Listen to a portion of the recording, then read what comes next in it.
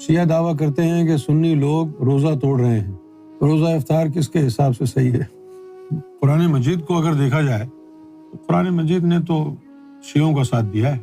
وہاں پر لفظ جو ہے غروب نہیں ہے، لیل ہے. ثم آتموا صیام الی اللیل، غروب کی بات نہیں ہے. الی اللیل، جب تک رات طاری نہ ہو جائے افطار نہ کرو. خیط الابید من خیط الاسود، اور سفید لکیر اور کالی لکیر من الفجر، کہ جب تک کالی لکیر سفید لکیر میں تبدیل نہ ہو جائے. یہ سحری کی بات ہو رہی ہے. اور کب تک کرنا ہے؟ ثم اتم الصیام الی اللیل، جب تک رات نہ آ جائے. لیل، رات کا مطلب ہے اندھیرا ہو جانا، چاروں طرف اندھیرا پھیل جانا. لیکن اگر سورج غروب ہوا ہے اور ابھی تک وہ جو رات کی سیاہی ہے وہ نمودار نہیں ہوئی ہے اور آپ نے روزہ افطار کر لیا ہے تو وہ روزہ باطل ہو گیا قرآن کی روح سے. اور ہمارے جو شیعہ بھائی ہیں ان کا یہی عقیدہ ہے تو انہوں نے قرآن سے لیا ہے. تو 1450 سال سے سنی جھگ مرا رہے ہیں. اہل السنت والجماعت، ہمارا بیک گراؤنڈ تو اہل سنت سے ہی ہے نا. بڑے شرم کی بات کہ وہ قرآن مجید پڑھنے کے باوجود بھی اپنے جو فقہی مسائل ہیں وہ قرآن سے نہیں لیے انہوں نے. یار مجھے کوئی سنی اور شیعہ سے غرض نہیں ہے، جو بات سچی ہے وہ تو بولنی پڑے گی نا. ابھی یہاں پر شیعہ درست ہیں، قرآن سے لیا ہے انہوں نے. قرآن مجید میں غروب آفتاب کا ذکر ہے ہی نہیں کہ سن سیٹ کے وقت آپ روزہ کھولیں. قرآن شریف میں لفظ آیا ہے لیل، لیل کا مطلب ہے رات کی سیاہی. غروب آفتاب کی بات نہیں ہے، لیل کا لفظ کیا ہے. یہاں سنیوں کو ہٹ دھرمی چھوڑنی پڑے گی. قرآن کہہ رہا ہے، یہ تھوڑی دیکھو شیعوں کا عقیدہ ہے.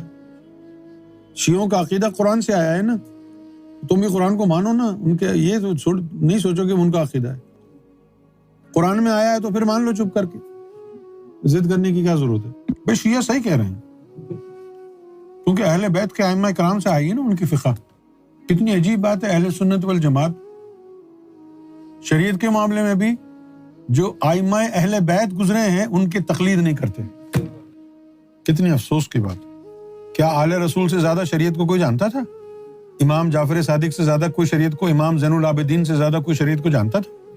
اب آپ دیکھ سکتے ہیں کتنا بغض و عناد بھرا ہوگا اہل بیت کے لیے مسلمانوں کے دلوں میں کہ ایک سنی، سب سے بڑا مذہب سنیت کا ہے، شیعوں سے بھی بڑا، تعداد سنیوں کی زیادہ ہے.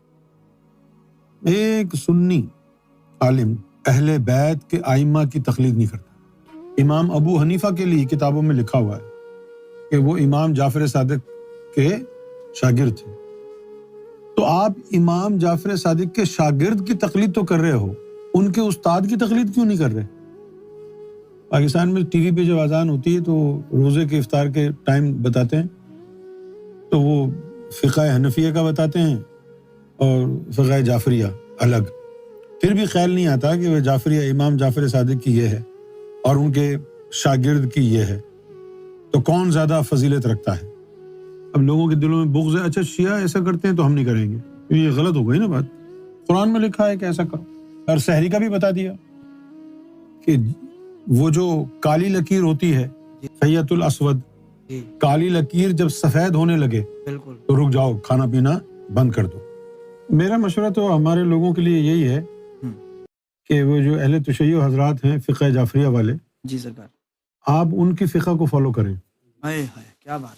انہی کے حساب سے روزہ رکھیں، انہی کے حساب سے افطار کریں، کیونکہ وہ صحیح ہے، واہ واہ، قرآن سے ثابت ہے. بالکل، بے شک، بہت بڑا کرم کیا آپ نے. اسی کو فالو کریں.